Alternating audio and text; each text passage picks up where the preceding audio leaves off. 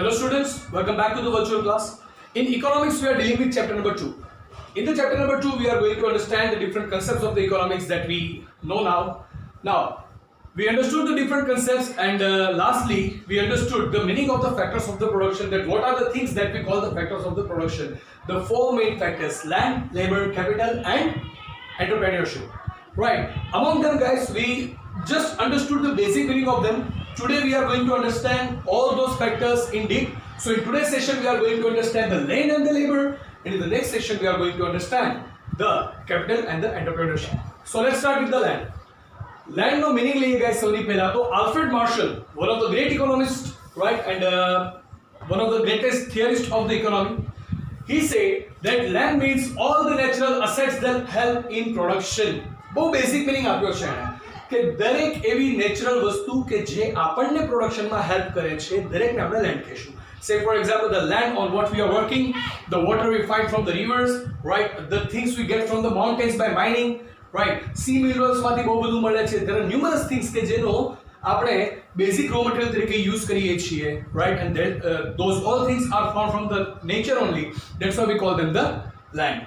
Right, so not only just the thing which help in production, but they do also have the economical value.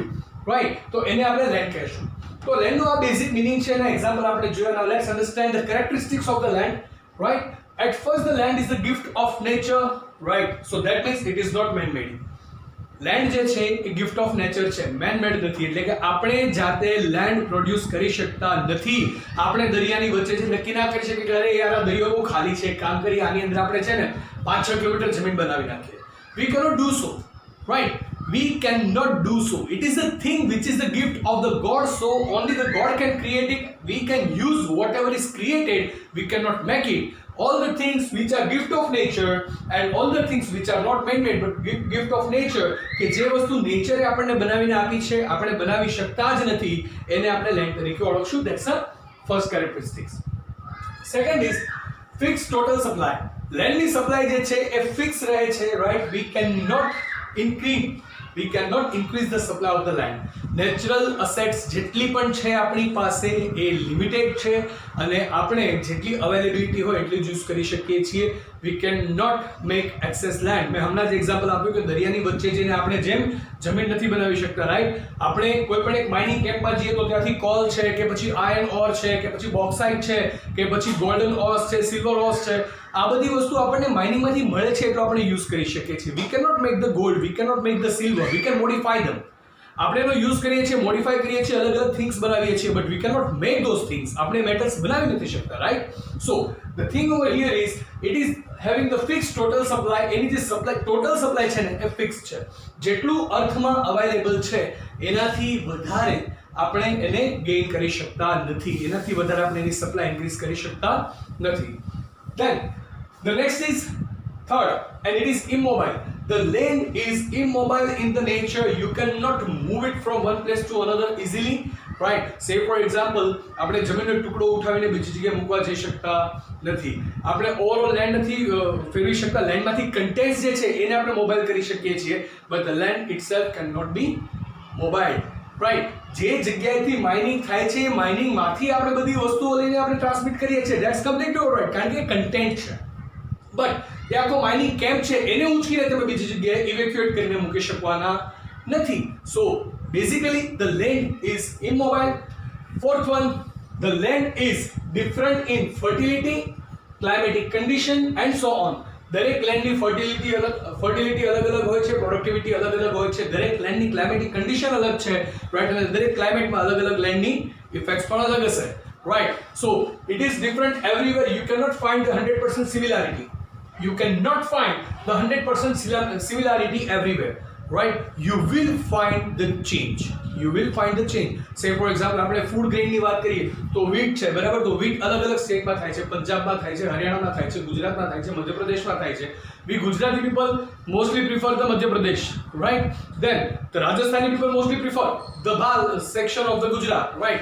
તો દરેકની quality અલગ છે, દરેકની productivity અલગ છે અને દરેક લેન્ડની ફર્ટિલિટી અલગ છે, રાઈટ? અને એ જે લેન્ડના મટીરિયલ્સ છે એના આ અલગ અલગ ક્વોલિટીને કારણે એની ડિમાન્ડ પણ અલગ અલગ રિજનમાં અલગ અલગ હશે, right? Then The last characteristic of the land is the remuneration. Remuneration means the income, right? Income એટલે કે તમે કોઈ વસ્તુ યુઝ કરો અને એના બદલામાં તમે શું આપશો, right? Say for example, if I'm working for a school, then what am I getting? I'm getting my salary. So my salary is the remuneration for all my work. Over here, once you use the land, તો એના રિટર્નમાં તમે જે આપો છો એને આપણે rent તરીકે ઓળખશું. So the remuneration of using the land will be known as the rent, right? એનું જે વળતર જે છે, બરાબર, લેન્ડને યુઝ કરવા માટેનું જે આપણે ચૂકવવું પડશે, રાઈટ, રિટર્નમાં, એને આપણે રેન્ટ તરીકે ઓળખવાના છીએ. So guys, this is the basic meaning of the land and the characteristics.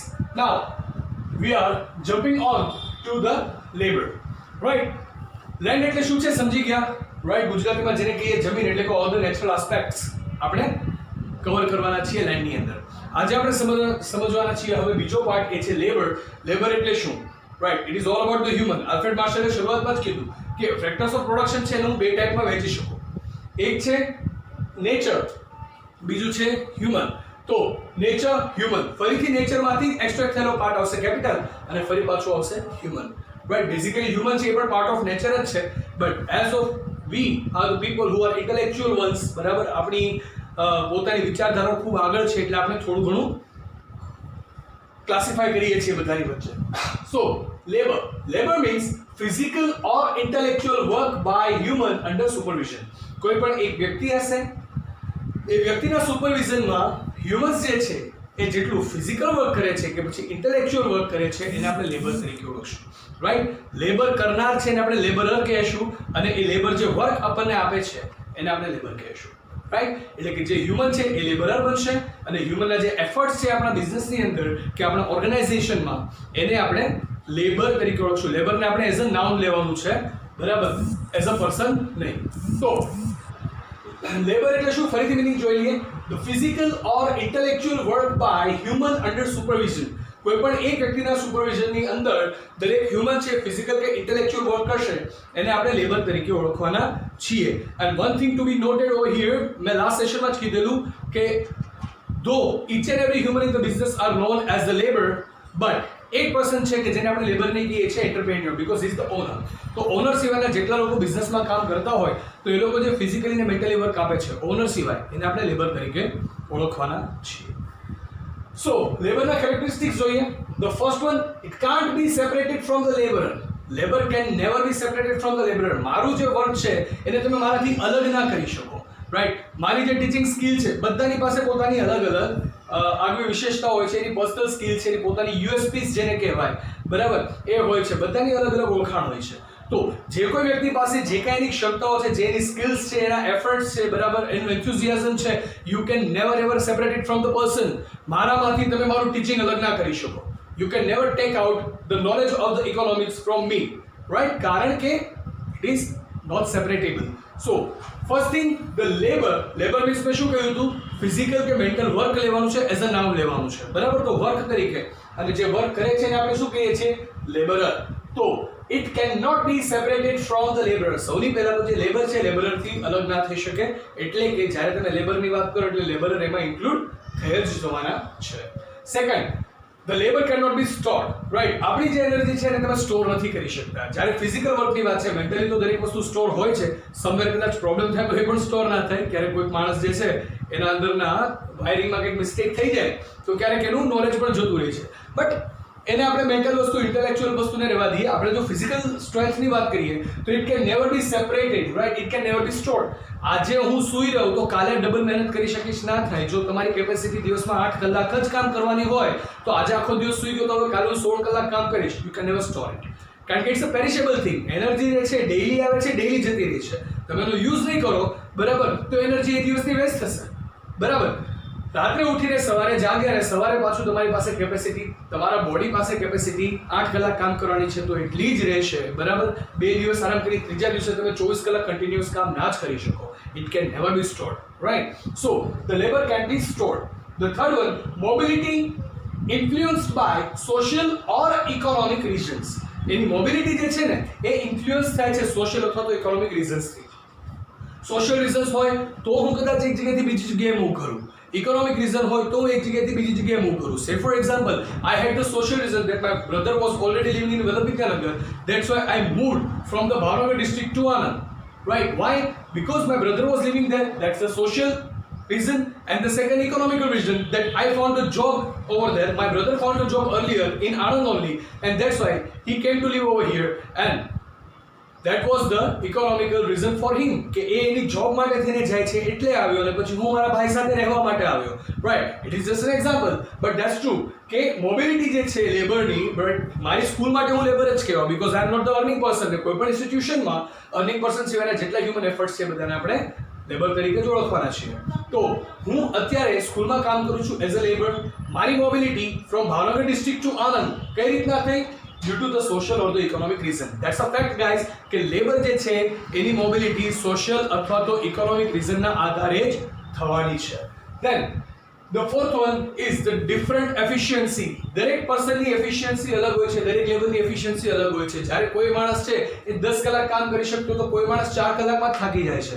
કોઈ માણસ છે એને તમે વધારે વર્ક આપો તો મેન્ટલ સ્ટ્રેસ સહન કરી શકે છે, જ્યારે કોઈ માણસ છે કે મેન્ટલ સ્ટ્રેસ બહુ સહન નથી કરી શકતો, રાઈટ? હ્યુમન આપણે બહુ જૂની કહેવત છે કે 5 આંગળી સરખી નથી હોતી. Same way each and every person is not same. દરેકની એફિશિયન્સી અલગ છે, દરેકના મેન્ટલ લેવલ અલગ છે, દરેકનું સ્ટ્રેસ લેવલ અલગ હોય, બરાબર? દરેક લોકોનું એન્ડ્યોરન્સ અલગ હોય, right? So on basis of that we can say it is having the different efficiency among each and every person. No any single person, no any two people are having the same efficiency ever, right? બધાની efficiency અલગ હોય, બધાની skill અલગ હોય છે, બરાબર? બધાની પાસે પોતાની સ્ટ્રેન્થ અલગ હોવાની છે. So these are different from each other. Fifth one, supply depends on the population. How many labor will be available for working with us?